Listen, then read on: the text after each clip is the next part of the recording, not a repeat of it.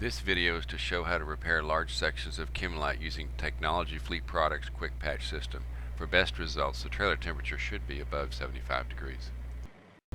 This is a section of the wall that's going to be replaced. We will cut out a section that goes from the scuff plate to the E-track. Notice there are some areas that are filled in with silicone and others that have been fastened with rivets. These are ineffective ways to repair a trailer wall.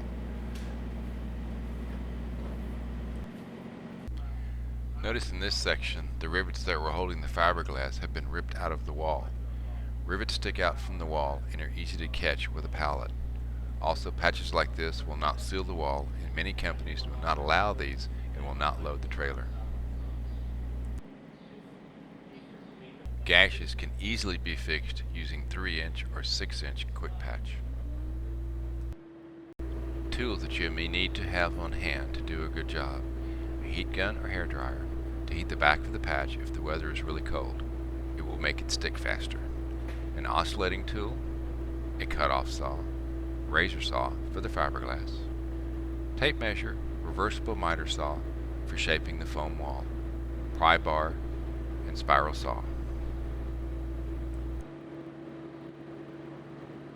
A 48-inch sheetrock square is good to have so that you can get straight lines that are square with the floor of the trailer. Lots of load locks will help keep the new panels in place until the adhesive sets out. For faster results, build wall presses out of 1/2-inch plywood panels and attach 2x4 adjustable legs so that they will stand above the scuff plate. This will save man hours and result in a better quality panel repair. Take measurements for the new panel. Draw your cut lines and make sure they are square with the floor by using the large sheetrock square. When you measure for the height, make sure you include about 3/4 behind the E-track. This is where the new panel will go under this top flap.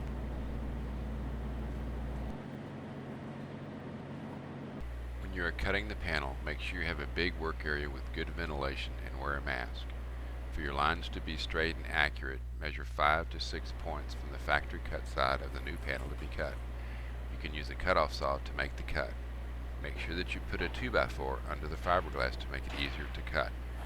To help keep cuts straight, make sure you have some way to support your hand while cutting.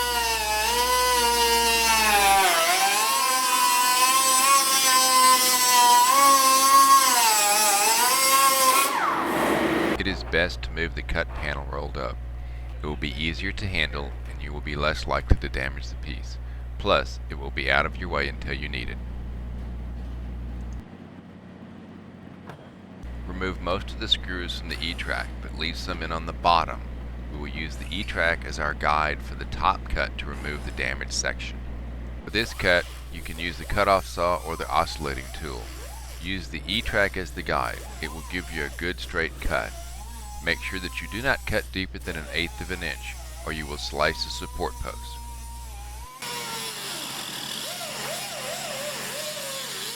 It is best to cut the bottom of the damaged section about 1.5 to 2 inches above the scuff plate. This will allow you to clear the lip on the back of the scuff plate. This makes it easier to get out the damaged section off the wall. Again, do not cut more than 1/8 of an inch into the wall. The line that you scribed earlier for your side cuts. Make sure that you cut the fiberglass under the E-track area about 3/4 to the top of the E-track space. This will allow for the new panel to slide up underneath the wall. After making all of the cuts, use a small pry bar to gently pull the fiberglass away from the foam. If you're careful at this stage, you will not pull a lot of foam from the wall. This will save you more time. Another option is to use a drywall taping knife to strip the fiberglass away without damaging the foam. Section removed. Now we will work on the bottom strip and rivets. We will fill in holes with foam later. Normally the bottom strip just pulls out, but with the rivets we will have to saw them off. You can use the cut-off saw or the oscillating tool for this.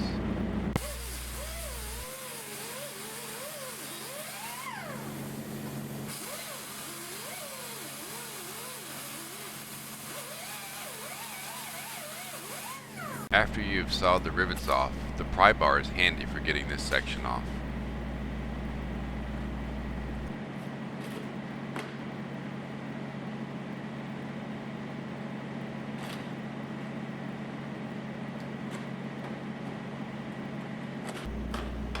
you have removed the bottom strip, push the body of the rivets out so that the new panel will fit flat on the scuff plate. In order to keep the R-value in the trailer wall, we must foam the voids, just the ones that are large or deep.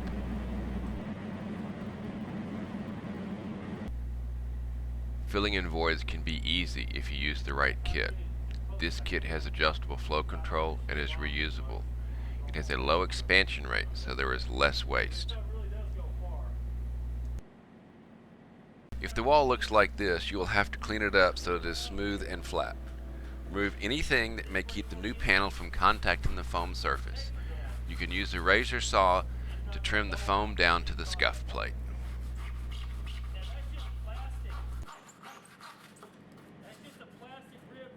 Before you install a new panel, make sure the top groove of the scuff plate is cleaned out.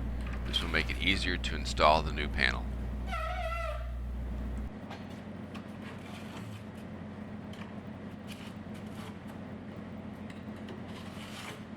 Pull out the edge of the fiberglass. This is so the new panel will fit underneath the upper wall section. This will keep the water from seeping behind the new section. With the earlier cuts and pulling out this section of the fiberglass, you've created a flap where the other new wall section will fit underneath. That'll keep it waterproof and tight. Use an air hose to clean off any remaining dust or particles on the wall before you spray on the adhesive.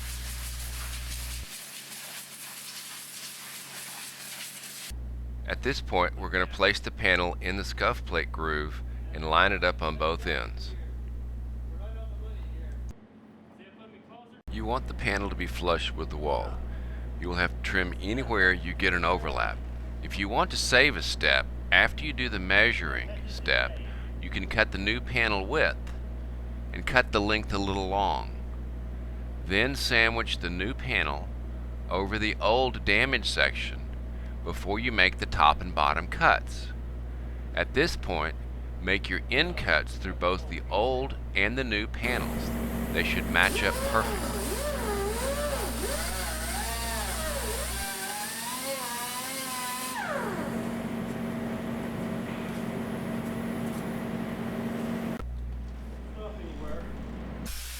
Before you mount the panel on the wall, you need to spray it off with air to get rid of all the dust. In order for the adhesive to bond the fiberglass to the foam, you need to clean all the surface of the panel to remove any grease and grime.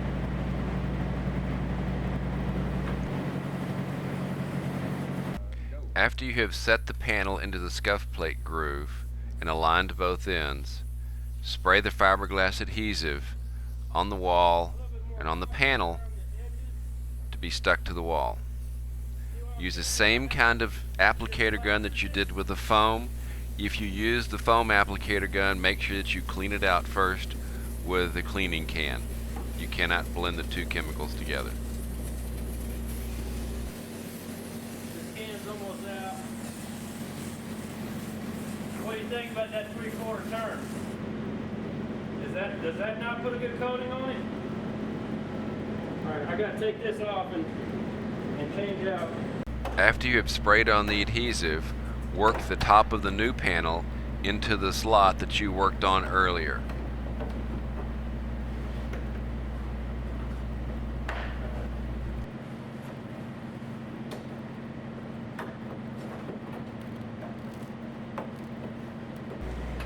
This is where you put the wall press boards together with the load locks to keep the wall flat against the foam. Notice that he's got the load locks working from the top and the bottom. If you work them from the top and the bottom, it'll even out the panels. Otherwise, you'll get a ripple in your panels.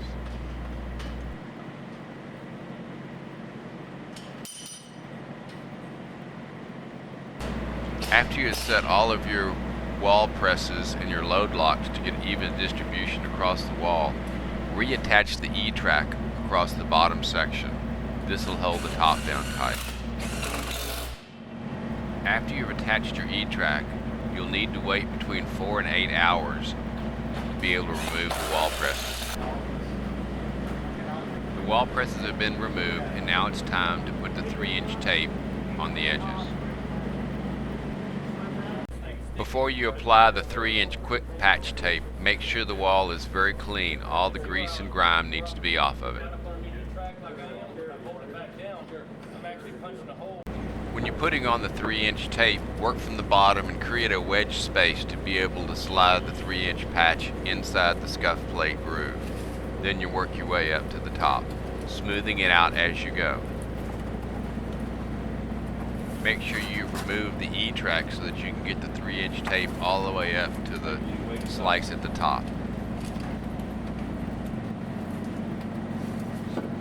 Peel off a little of the backing for the quick patch, and then stuff the patch down into the groove, making sure it's not sticking to the wall until you want it to. It's kind of tricky, but you can do it.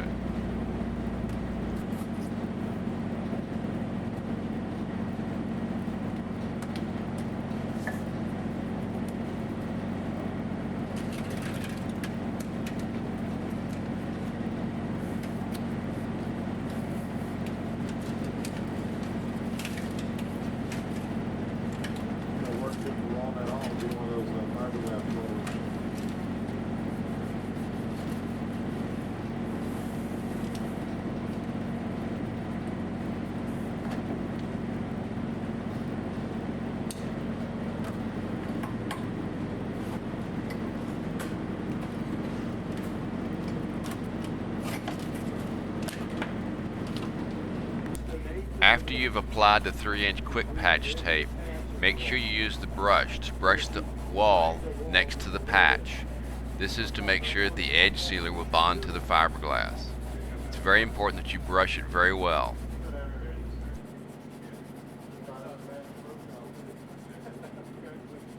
Also, brush along the bottom of the panel at the scuff plate, because you're going to run a bead of edge sealer down that scuff plate where the new piece fits in.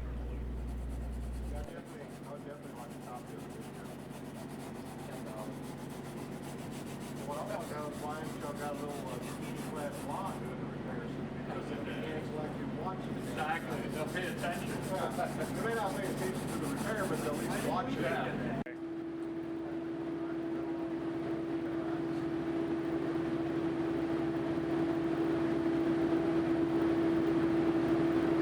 Way too much. There you go. Angle to your left a little bit more. There you go. You want to force it over the top of the patch. When you're using the edge sealer, you want to put just enough to make a good transition between the wall and the patch. If you put too much on, it'll run. You do not want it to run, but you do want it to be able to overlap the top of the patch. If you make a mistake, it's no problem. Go back and fix it. You can wipe it off. Now you've completed putting on a large panel using Quick Patch Systems 3-inch tape and the edge sealer.